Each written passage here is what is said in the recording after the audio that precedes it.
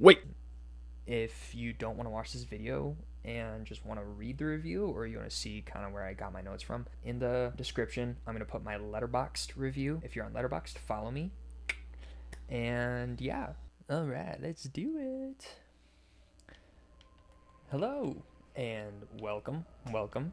Today, I am on Eisendrache, pursuing this Easter egg. I have a little spreadsheet because I don't know it by heart.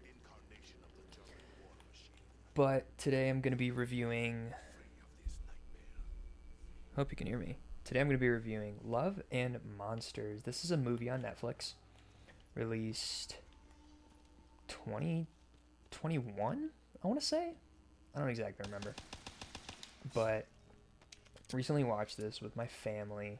We were just like, we want to find something fun to watch. My dad found it, and oh my gosh, it was so much fun. Such a fun movie. So yeah, let's get right into it. Following the traditional format that I outlined for myself, we're gonna start with plot. Oh my gosh. Wait. Okay. Plot. So opens up, Dylan O'Brien is our main character, and he is narrating kind of what's the state of the world at this point. The world ended when a meteor was headed towards Earth. Got a low arriving. What did I get? Hello. Yes, sir. Exactly what I wanted. I didn't get my spare change from Quick Revive. Okay, so the end of the world was triggered when a meteor was headed towards Earth, and Earth was like, oh no, what are we gonna do? So all of the world was like, all the nations of the world were like, we're gonna launch our nukes at it. And they did, and it worked. And they blew it up. But what they didn't account for was the nuclear fallout from the nukes, obviously. So that fallout fell into the Earth's atmosphere and irradiated bugs and amphibians. So now there's giant monsters, and 95% of Earth's population was killed in a year. Nuts, dude. Dylan O'Brien plays Joel, who is separated from his family and his girlfriend at the time, Amy. Another max ammo. Hello. Ow. And so then it fast forwards 7 years. 7 years later, he is living with a colony of people who very comedically are all paired up, and he is the only single bachelor. So very amusing to see, because like right in the beginning, one of the couples is in the room next to him, and they're like, oh, he's asleep, like, and they do their business, and he's feeling lonely, right? But everything starts when a monster invades the colony, and they are freaking out. He gets on the ham radio, and I think they're trying to call for help. They're trying to call for like backup or like something. I don't entirely remember. But on the ham radio, he finds a colony 3022, and Amy is there, his old girlfriend from 7 years ago. He's like, oh my gosh, this is so exciting. He's got a bad freeze-up problem. He's not very good at facing scary things. But he's like, you know what? I don't care. You. The Pharaoh. Ugh. He's like, you know what? Screw it. I'm going to go and get to her anyway. And so he does just that. He goes above ground. He meets a dog named Boy. He meets the guy who plays Yondu. His name is Clyde. And then the girl who played young Ahsoka in the Ahsoka TV series, if you guys watched that. She plays Minnow. They teach him all about survival. He runs into a bunch of monsters, gets over his fear, gets to Colony 3022, meets Amy, and turns out Amy has moved on. Ooh, 7 years is a long time. And, some seafarers come and are like, oh, we're going to save you guys, Colony, but they turn out to be pirates. And Joel saves them from the pirates. So, yeah, that's the plot. It was very sweet, very heartfelt. Okay, next section, themes and arcs. Okay, so obviously the movie is called Love and Monsters, which means that love is a big theme. It is central to everything. And so I just wanted to quickly cover kind of where that love comes into play. You have the love between Joel and his parents when he's separated from them. It's actually really sad. He and Amy were basically at ground zero for when the monsters started evolving and becoming big and scary. And he had to leave his parents behind. They got crushed by a bug in the car. And then there's the love, obviously, between him and Amy, which, when we're first introduced to Amy, it's a very sweet, innocent, caring love. Like, they love each other. So it's really sad that he hasn't seen them and seen her in 7 years. Then you also have the love of a dog, obviously from the dog named Boy. The dog is so, helpful and cares for him, offers him companionship when he doesn't have it, offers him companionship when he's above ground, because none of his colony comes with him. They're like, we gotta stay and watch over the colony. And then the love between him and Clyde and Minnow was actually really cool. Like, you have Clyde and Minnow by themselves. They have a loving relationship that's very much paternal, but then how Minnow treats Joel, she teaches him how to shoot, and they teach him about the monsters that they know about. So they are showing love to him in teaching him. Okay, growth. So this is another theme that we have going on. Joel himself grows as a character. He's a very dynamic character. He is very scared and a scaredy cat at the beginning of the film. Boop boop. Okay, let's not die. Don't be dumb. Don't be dumb. So just in learning how to survive above ground, he grows a lot. Very cool to see. I need a new gun. Oh my goodness. Yeah, I need a gun. Hello. Okay. No.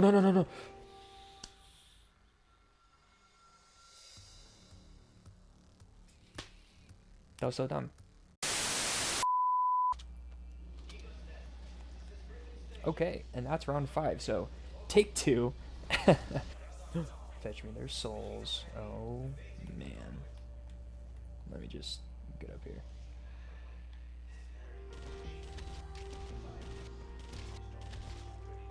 Nice. Okay, so let's pick up Joel's growth as a person. Obviously, he goes through the land. He travels 85 miles to get to Amy, and he just becomes much more confident. I think that's the biggest thing to take away from this. The guy just really grows up. It's such a cool thing to see. And he's like, yeah, you know what? I've done good. I've gotten myself here. And he himself and us along with him get to just reflect on how far he's come. Ow! Stop hitting me. And then the other part of this growth I wanted to touch on was between Joel and Amy, because it's been 7 years since they saw each other, 7 years since they were dating.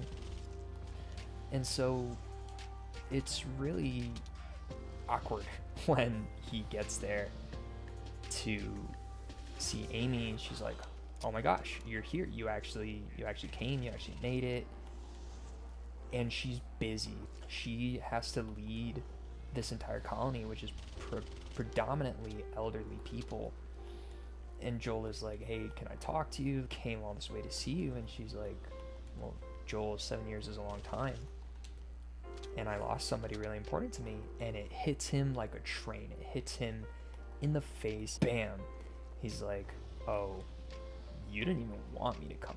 I'm sorry, I should have asked. Like, damn, dude. He just got told she moved on, which most anybody would. Let's go. Okay. Let me start this lightning bow. Let me get Jug before I do anything else. I need to not have a stupid down. Uh-oh. So yeah, like, she moves on like anybody naturally would from a relationship from 7 years ago. And it like breaks him, but it's good for him because he's like, I came all this way for an old relationship, but I didn't really need it. You know, he grew so much on his own. Oof. Hello. Did I get it? No. Dang. Excuse me. Is that it? Is that it? Yes! And so he's like, can I call my colony on the ham radio? And he does, and he talks to them. He's like, man, I missed you guys. And then before leaving, they gave him a map to get to Amy's colony. And they wrote him such sweet notes. They're like, hey, this girl better be worth it. Hey, come back home to us. We'll miss you. All these things that he's like, wow, I didn't realize they actually loved me. Come on. Because he was so used to being the loner. But he grows in seeing that his colony really did love him. He grows in that, and you see how Amy grew. Like, she had to become more than she was 7 years ago. So, and then finally, this movie really highlights on making mistakes, because Joel makes some mistakes as he's surviving.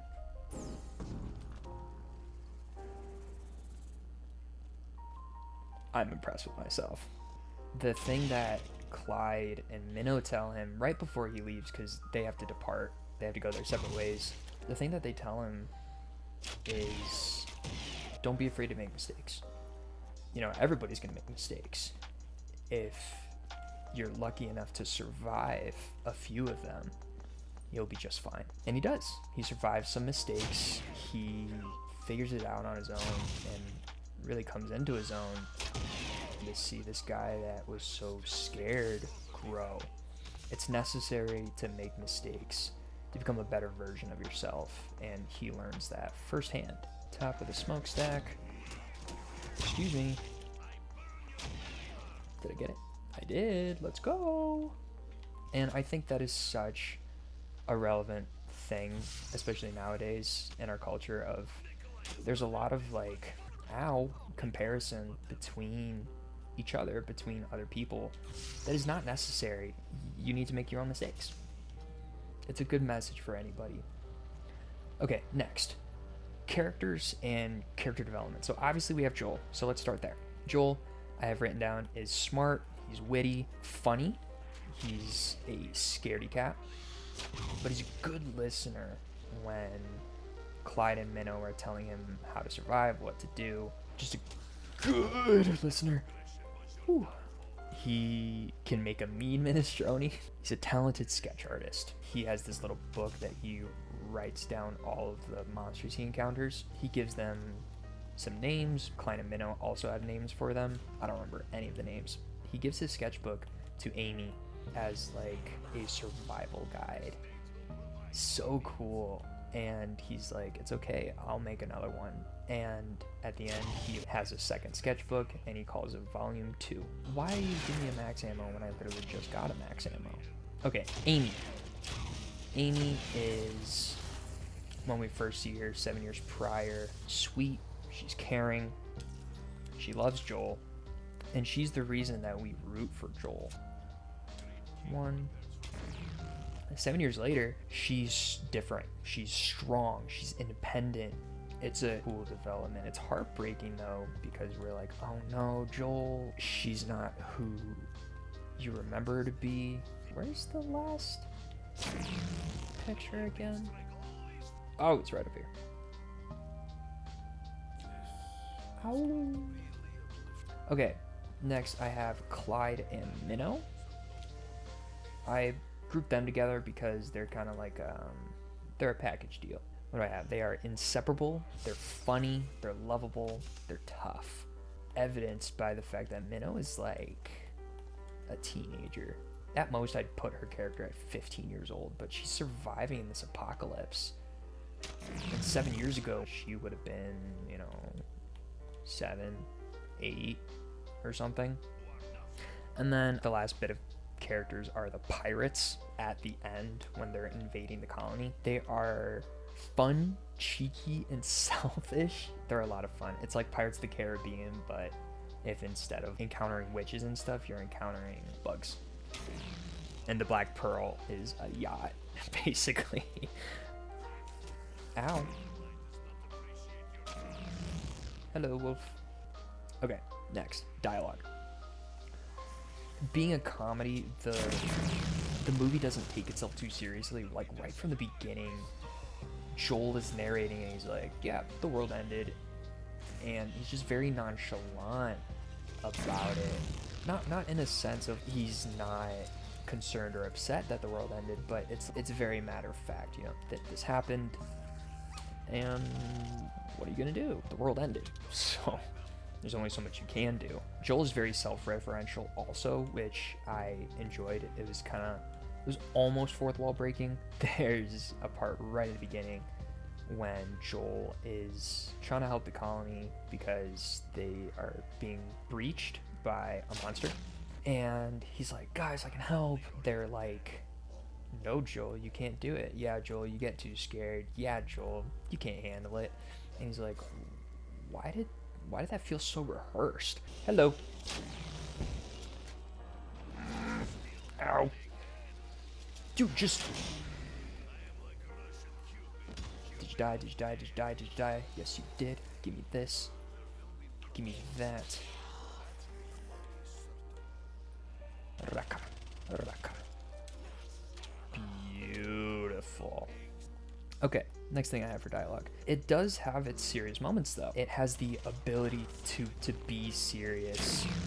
Like, Joel gets real with Clyde and Minnow about his parents, and Minnow gets real about her dad, how her dad died, and how Clyde lost his son. Overall, the dialogue is very fun, silly, lighthearted, and it is authentic and real when it needs to be. So the movie doesn't take itself too seriously, which allows it to give you these moments of heart that are very necessary. So yeah, it just balances itself really well. So I guess I would throw in there dialogue and tone. It does a really good job of handling itself. Do I have enough? I do. I'll be okay. Next is filmmaking stuff. So this is the part where I talk about like cinematography, score, just things that I liked like for funsies. Okay, so we'll start with cinematography. This movie is just gorgeous. It's full of greens and browns because, think about it, the world is overtaken by bugs and everybody goes hiding underground. So the earth just kind of takes back what's the earth's. It's a nice change of pace from the kind of grays that you'll get from apocalypse movies. Like, I think of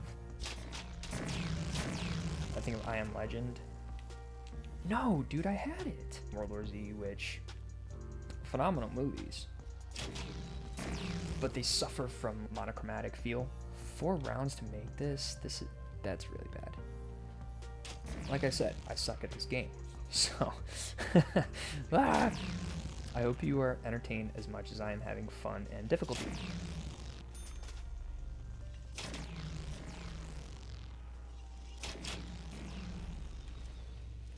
guys suck, dude.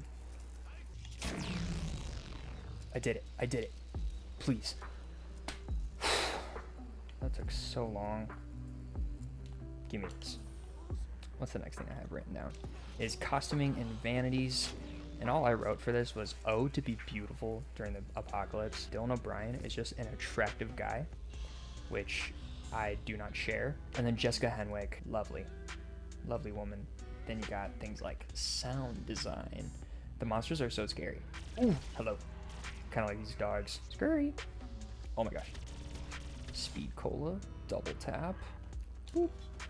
Hello.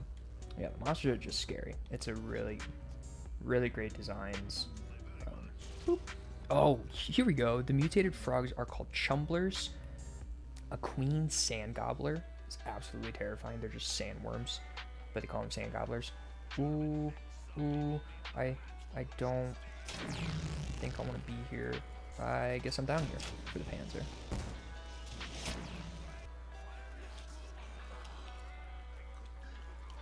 A giant rock snail. It was just a giant snail that looked like a rock, but it was really a snail. It was nice and friendly. I was like, wow, there's nice monsters. Actually, yeah, break my shield, please. Yikes. Monster designs overall are really very cool. But that was actually really the review. So I survived 18 rounds. I didn't get anywhere near the Easter egg. But that is the end of my review. I really enjoyed it. I laughed. I nearly cried. I was on the edge of my seat pretty much the whole time. So my closing thoughts. Love and Monsters is a fun and heartwarming story about the power of love between friends, family, and lovers. Stepping up to challenges, making mistakes, and being brave in the midst of fear is what helps us grow. And thank God we're not growing into mutated monsters. So overall score, 8 out of 10. Highly recommend. I will catch you guys next time. Thanks so much for watching.